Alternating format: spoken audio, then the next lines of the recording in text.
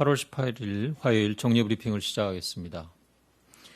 8월 18일 0시 기준 국내 발생 신규 환자는 235명으로 환자 발생 수가 나흘 연속 세 자릿수를 기록하고 있습니다. 이 가운데 서울 131명, 경기 52명으로 서울 경기의 신규 확진자가 183명으로 확산세가 가라앉지 않고 있습니다. 일부 교회에서 발생한 감염이 다른 교회들과 의료기관, 콜센터 등 여러 곳으로 확산되는 양상을 나타내고 있어 수도권은 대규모 재유행의 초기 단계가 진행되고 있습니다. 특히 가장 큰 규모의 집단 감염 사례이자 추가 노출로 인한 확산 위험도가 매우 높은 사랑제일교회에 대해 정부는 신속한 역학조사와 격리, 광범위한 검사에 최선을 다하고 있습니다.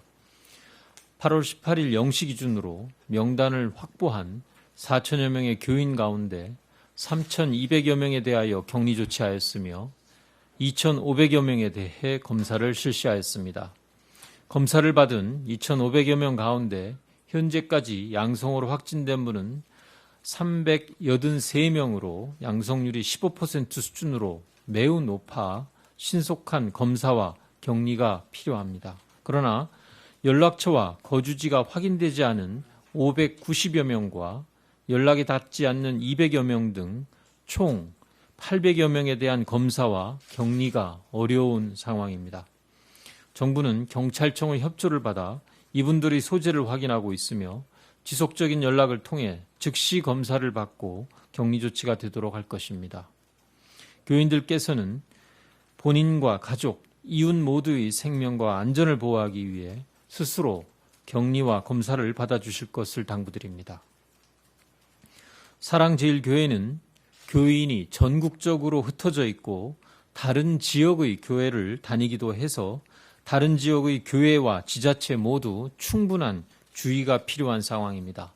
특히 다른 지역으로 추가 전파된 사례가 지금까지 75건 확인되고 있으며 정부는 현재까지 확보한 교인의 명단을 각 지자체별로 통보해서 추가적인 확산을 차단하고자 총력을 기울이고 있습니다. 개신교계에서 그간 협조해 주신 데에 더하여 어제 성명을 발표하여 정부의 방역 조치에 대한 최대한의 협력을 당부해 주신 점에 대하여 거듭 감사드립니다. 정부는 교계와 계속 협의하면서 비대면, 온라인 예배 등 교회 내의 방역을 강화할 수 있는 다양한 방안들을 강구해 나가겠습니다. 한편 사랑제일교회와 관련한 확진자 가운데 8월 8일 토요일 경복궁 인근의 집회와 8월 15일 광화문에서의 집회에 현재까지 최소 10명의 참석이 확인되었으며 집회에서의 접촉으로 인한 추가적인 감염 확산이 매우 우려되는 상황입니다. 이에 따라 앞서 말씀드린 8월 15일과 15일 서울에서의 집회에 참석하신 분들은 증상과 관계없이 즉시 가까운 선별진료소를 찾아 검사를 받도록 요청드립니다.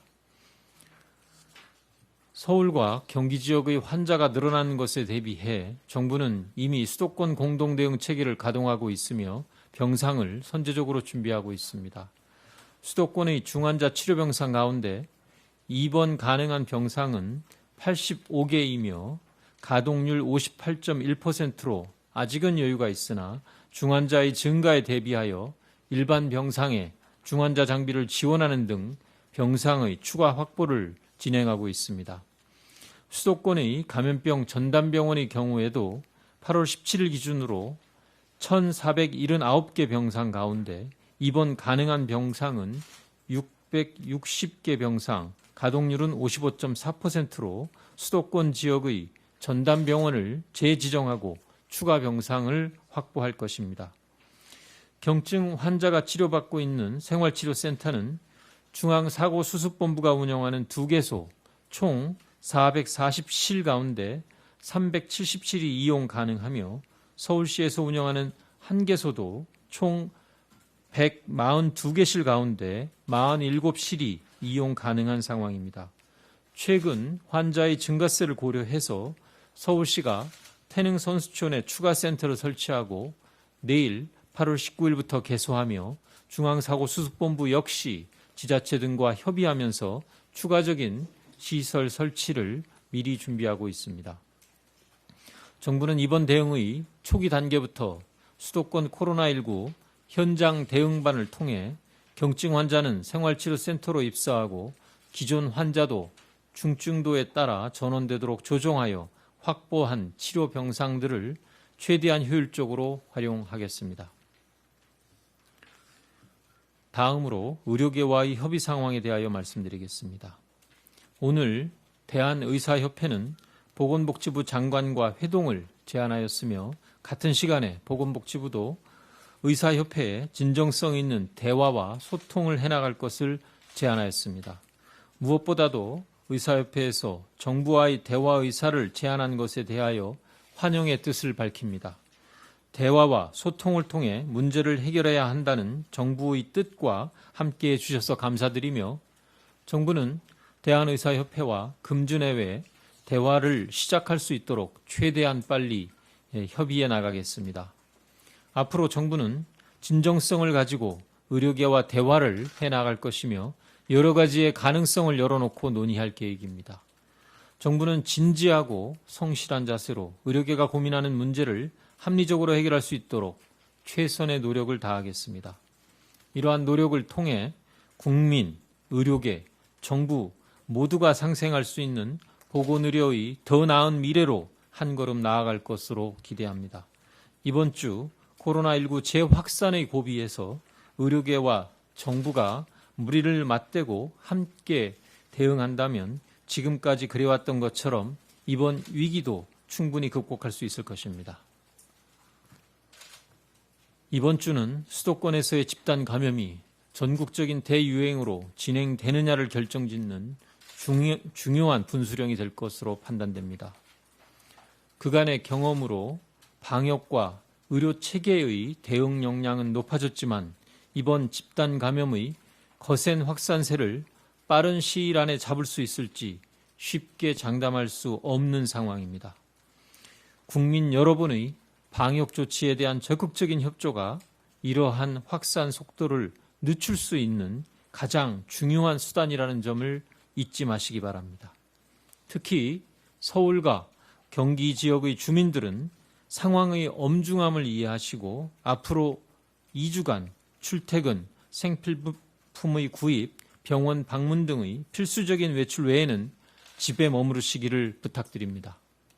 현재 수도권에서는 언제 어디서든 감염이 발생할 수 있기에 항상 마스크를 착용하고 수시로 손을 씻으며 사람들이 밀집하고 밀폐된 공간에 방문하지 않기를 당부드립니다. 특히 실내 50인, 실외 100인 이상의 행사와 모임을 계획하고 있는 주민들께서는 행사를 연기하거나 미리 취소하여 주시기를 부탁드립니다. 서울과 경기 지역의 정부와 공공기관뿐 아니라 SK텔레콤, KT, 네이버, 카카오 등 민간 기업에서도 신속하게 원격 재택근무로의 전환 등을 통해 출퇴근 이동과 근무지에서의 밀집을 줄이는 데 적극 동참해주고 계십니다. 지금 우리는 신속하고 과감한 조치가 이루어지지 않으면 대규모 유행으로 번질 수 있는 엄중한 상황에 직면하고 있습니다.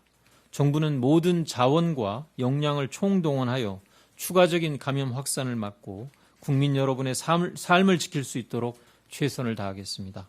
국민 한 분 한 분이 방역의 최전선을 담당한다는 책임감을 가지고 정부와 함께 방역 사령관의 역할을 충실히 수행해 주시길 부탁드립니다.